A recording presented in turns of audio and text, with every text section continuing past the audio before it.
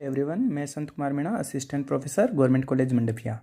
आज हम international trade and finance का 7 चैप्टर पढ़ते हैं। अंतर्राष्ट्रीय व्यापार से लाभ। अंतर्राष्ट्रीय व्यापार से कौन कौन से लाभ होते हैं, कौन कौन सी विधियां हैं जिनके द्वारा इनका मेजरमेंट किया जाता है, और कौन कौन से तत्व हैं जो अंतर्राष्ट्रीय व्यापार को प्रभावित करते हैं, ये आज हम पढ़ेंगे।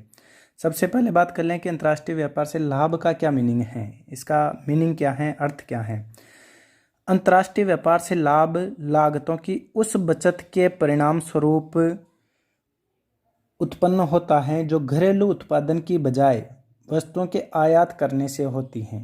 यानी अंतर्राष्ट्रीय व्यापार से लाभ से तात्पर्य है कि कोई भी देश अपने देश में उत्पादन नहीं करके दूसरे देश से आयात करने से जो उनमें डिफरेंस आता है, लागत में जो अंतर आता है, वो जो बचत होती है उसको अंतर्राष्ट्रीय व्यापार से लाभ कहा जाता है। सपोज करो किसी वस्तु का उत्पादन करने से एक देश को 100 रुपये का लाभ हो रहा है। 100 रुपये उसकी कॉस्ट आती है अगर वो उस वस्तु का उत्पादन करता है, और अगर उसको आयात करने से 80 रुपये में वो वस्तु पड़ रही है उस देश के, तो जो 20 रुपये का जो लाभ है उत्पादन करने के बजाय उसको आयात करने से जो 20 रुपये की जो उसको प्रॉफिट हो रहा है, उस प्रॉफिट को अंतर्राष्ट्रीय व्यापार से लाभ कहा जाता है। सबसे पहले रिकार्डो ने बताया था कि अंतर्राष्ट्रीय व्यापार का आधार लागतों में सापेक्ष अथवा तुलनात्मक अंतर होता है। ये अपन ने पहले भी पढ़ा था। अंतर्राष्ट्रीय व्यापार के अनुसार जो आधुनिक सिद्धांत था, उनके अनुसार अंतर्राष्ट्रीय व्यापार दो देशों के मध्य व्यापार लागतों में सापेक्षिक अंतर के कारण होता है। अंतर्राष्ट्रीय व्यापार के सिद्धांत के अनुसार एक देश उन वस्तुओं का निर्यात करेगा या करता है जिनके उत्पादन में उन साधनों की अधिक आवश्यकता होती है जो उस देश में सापेक्षिक रूप से प्रचुर मात्रा में तथा सस्ते उपलब्ध होते हैं। इसके विपरीत एक देश उन वस्तुओं का आयात करता है जिनके उत्पादन के लिए कम उपलब्ध अथवा महंगे साधनों की आवश्यकता होती है। ऐसा करने से उसे लागतों में बचत होती है तथा इस बचत को ही अंतर्राष्ट्रीय व्यापार से लाभ कहा जाता है। अब बात करते हैं अंतर्राष्ट्रीय व्यापार से लाभों की माप कैसे की जा सकती है, मेजरमेंट किस प्रकार से किया जाता है अंतर्राष्ट्रीय लाभों का। तो इसकी 3 विधियां हैं, 3 विधियों का प्रयोग करते हैं। पहली विधि है टर्म्स ऑफ ट्रेड, व्यापार की शर्तें। व्यापार की शर्तें भी 2 प्रकार की होती हैं, अनुकूल व्यापार शर्तें और प्रतिकूल व्यापार शर्तें। यदि अनुकूल व्यापार शर्तें बढ़ रही है देश की, अनुकूल व्यापार शर्तें क्या दर्शाती है? अनुकूल व्यापार शर्तें ये बताती हैं कि देश का निर्यात ज़्यादा हो रहा है और आयात कम हो रहे हैं, निर्यात आयातों से ज़्यादा हो रहे हैं। तो अगर अनुकूल व्यापार शर्तें बढ़ रही हैं तो हम कह सकते हैं कि अंतर्राष्ट्रीय व्यापार से अगर लाभ बढ़ रहे हैं, जैसे जैसे अनुकूल व्यापार की शर्तें बढ़ती जाएगी लाभ वैसे ही बढ़ते चले जाएंगे। दूसरा है इंक्रीज इन रियल इनकम, वास्तविक आय में अगर वृद्धि होती है उससे भी अपन अनुमान लगा सकते हैं कि अंतर्राष्ट्रीय व्यापार से लाभ बढ़ रहे हैं। जैसे जैसे निर्यात बढ़ते हैं मजदूरी बढ़ती है, मजदूरी बढ़ेगी तो औद्योगिक स्तर बढ़ता जाएगा, मौद्रिक आय बढ़ेगी और मौद्रिक आय बढ़ने से उपभोक्ता लाभान्वित होंगे और उनकी वास्तविक आय बढ़ती चली जाएगी। तो वास्तविक आय बढ़ने से भी अपन अनुमान लगा सकते हैं कि अंतर्राष्ट्रीय व्यापार से लाभ बढ़ रहे हैं। इसी के परिणाम स्वरूप वास्तविक आय बढ़ रही है। तीसरा है तुलनात्मक लागत विधि, कंपेरेटिव कॉस्ट मेथड। इस विधि के अनुसार कुल वास्तविक लागत को कम करके लाभ को बढ़ाया जा सकता है। यदि लागतों में कमी करते जाएंगे अपन प्रोसेस वाइज, अगर लागतों में कमी करते चले जाएंगे तो ऑटोमेटिकली लाभ बढ़ते चले जाएंगे।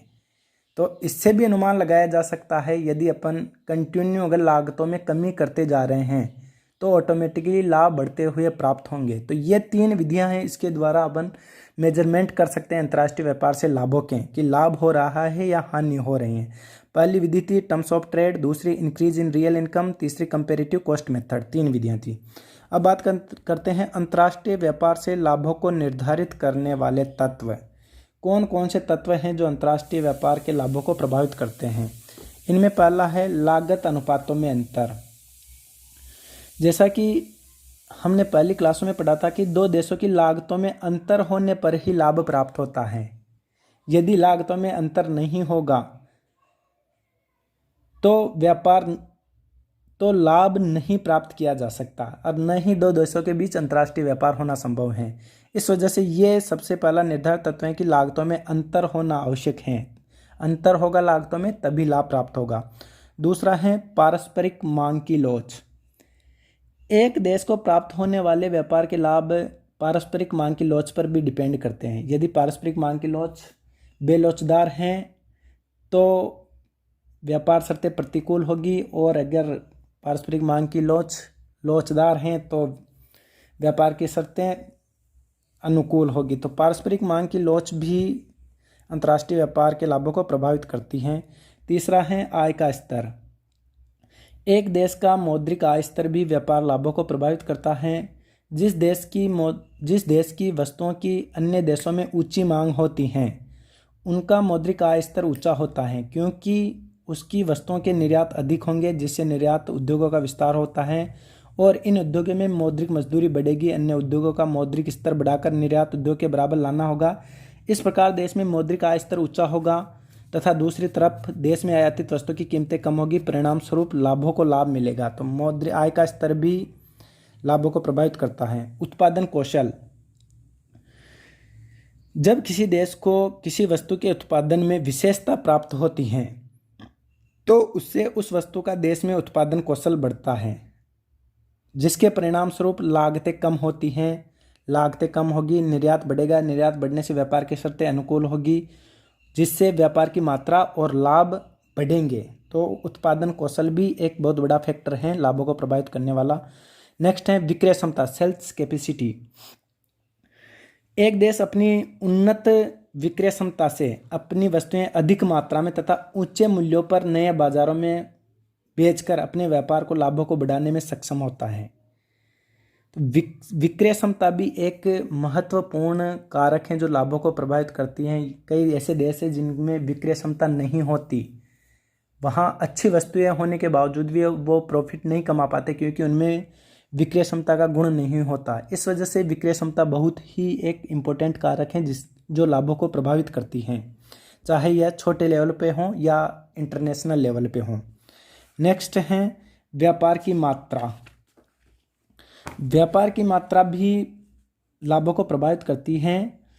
व्यापार के लाभ व्यापार की मात्रा पर निर्भर करते हैं। सामान्यतः व्यापार की कुल मात्रा कम होने पर एक देश को कम ही लाभ प्राप्त होगा।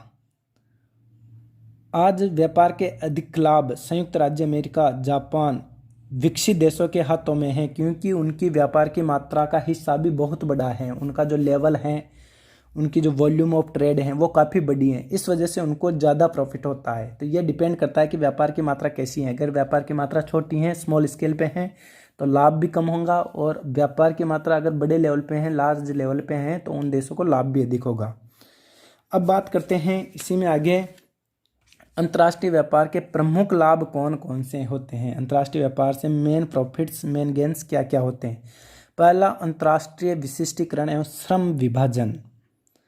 अंतर्राष्ट्रीय व्यापार का पहला मुख्य लाभ भी यही है कि विशिष्टीकरण को बढ़ावा मिलता है, श्रम विभाजन होता है। एक देश केवल उसी वस्तु का उत्पादन करता है जिसमें उसको कुशलता प्राप्त होती है। बाकी वस्तुओं का उत्पादन वो नहीं करता, वह आयात कर लेता है, क्योंकि जिस वस्तु के उत्पादन में उसे विशिष्टीकरण प्राप्त है उसकी कॉस्ट ऑटोमेटिकली कम आएगी और उस वस्तु को वो ज़्यादा से ज़्यादा निर्यात कर सकेगा। तो अंतर्राष्ट्रीय व्यापार का यह प्रमुख लाभ है कि देश को विशिष्टीकरण एवं श्रम विभाजन का लाभ मिलता है प्रॉफिट के रूप में। दूसरा है उच्च जीवन स्तर। यदि एक देश जब विशिष्टीकरण और श्रम विभाजन को अपनाएगा तो सीधी सी बात है, वहाँ कॉस्ट कम आएगी तो प्रॉफिट ज़्यादा होगा। प्रॉफिट ज़्यादा होगा तो वहाँ के जो व्यक्ति हैं उनका जीवन स्तर ऊंचा होगा, क्योंकि उपभोग के लिए सस्ती वस्तुएं अधिक मात्रा में उपलब्ध होगी। क्योंकि देश में अगर वस्तुओं की कॉस्ट कम होगी तो उपभोक्ताओं को वो वस्तुएं सस्ती प्राप्त हो जाएगी। सस्ती प्राप्त होने से उनका जीवन स्तर ऊंचा उठेगा, उपभोग का स्तर बढ़ेगा, तो एक लिविंग ऑफ स्टैंडर्ड जो है वो ऊंचा होगा अंतर्राष्ट्रीय व्यापार के कारण। तीसरा है संकट का समाधान। विभिन्न विपरीत परिस्थितियां जैसे अकाल, बाढ़, महामारी आदि संकटों का मुकाबला अंतर्राष्ट्रीय व्यापार द्वारा संभव होता है, क्योंकि यदि देशों के मध्य अंतर्राष्ट्रीय व्यापार नहीं होगा तो इन जो कठिन परिस्थितियां हैं एक देश इनका सामना नहीं कर पाता। जैसा कि आज अपन देख रहे हैं कि कोरोना वायरस जो महामारी है उसका सभी देश मिलकर भी सामना नहीं कर पा रहे। यदि ये एक देश की परेशानी होती तो सोच सकते थे उस देश की क्या हालत होती। तो संकट का समाधान, संकट की स्थिति में भी अंतर्राष्ट्रीय व्यापार काफ़ी सहायता करता है। अगला है प्राकृतिक संसाधनों का अच्छा उपयोग। अनेक बार किसी एक देश या कुछ देशों के पास कुछ प्राकृतिक संसाधन बहुत मात्रा में उपलब्ध होते हैं, तो वो क्या करते हैं, विशिष्टीकरण और श्रम विभाजन को अपनाकर उन संसाधनों का अच्छा उपयोग किया जा सकता है। यदि अंतर्राष्ट्रीय व्यापार को नहीं अपनाएंगे तो जो संसाधन है उनका पूर्णतया यूटिलाइजेशन करना पॉसिबल नहीं है, क्योंकि एक देश प्रत्येक वस्तु के उत्पादन में लगेगा और उनके साधन बढ़ जाएंगे। वो पर्टिकुलर जिस वस्तु के उत्पादन में उनको कुशलता प्राप्त है उसका उत्पादन नहीं कर पाएंगे, उसके परिणाम स्वरूप संसाधनों का अच्छा उपयोग नहीं हो पाएगा। तो इस वजह से प्राकृतिक संसाधनों का अच्छा उपयोग हो पाता है अंतर्राष्ट्रीय व्यापार के कारण से। उपभोग में विविधता। अंतर्राष्ट्रीय व्यापार से एक देश के लोगों के उपभोग में भी विविधता बढ़ती है, क्योंकि जो उनके पास वस्तुएं नहीं हैं वो बाहर से वो आयात कर लेते हैं अंतर्राष्ट्रीय व्यापार के कारण। इस वजह से लोगों के पास उपभोग के लिए बहुत सारी वस्तुएं मिल जाती हैं। एक तो वो वस्तुएं उपलब्ध हो जाती है जो उनके देश में आसानी से उपलब्ध होती हैं, दूसरी वो वस्तुएं भी अंतर्राष्ट्रीय व्यापार से प्राप्त हो जाती है जो उनके देश में उपलब्ध नहीं होती। तो इस प्रकार उपभोग में विविधता भी बढ़ती है। सांस्कृतिक संबंध भी बढ़ते हैं। अंतर्राष्ट्रीय व्यापार होगा तो देशों के बीच सांस्कृतिक संबंध बढ़ेंगे, अंतर्राष्ट्रीय सहयोग की भावना बढ़ेगी। कभी भी यदि भविष्य में किसी प्रकार की समस्या उत्पन्न होती हैं तो अंतर्राष्ट्रीय जो संस्थाएं हैं उन समस्याओं का निपटारा करती हैं। तो अंतर्राष्ट्रीय व्यापार से सांस्कृतिक सहयोग बढ़ता है, अंतर्राष्ट्रीय सहयोग बढ़ता है। नेक्स्ट है एकाधिकार पर रोक। अंतर्राष्ट्रीय व्यापार के कारण एकाधिकार पर रोक लगती है। उपभोक्ता विश्व प्रतिस्पर्धा के कारण अच्छी व सस्ती वस्तुएं प्राप्त करते हैं, क्योंकि यदि मान लो किसी पर्टिकुलर एक ही देश से व्यापार करें या आयात करते हों तो वो देश मोनोपोली कर सकता है। लेकिन आज की जो इकोनॉमी है वो ओपन इकोनॉमी है, खुली अर्थव्यवस्था है और वैश्वीकरण की अर्थव्यवस्था है। जो देश जिस देश के साथ चाहे उसके साथ अंतर्राष्ट्रीय व्यापार कर सकता है। इससे क्या होता है, इससे एक मोनोपोली पे रोक लगाई जा सकती है, या रोक लगाने में काफ़ी हद तक कारगर साबित हुआ है। अंतर्राष्ट्रीय व्यापार से मोनोपोली पे रोक लगी थी है। और लास्ट है गरीबी निवारण।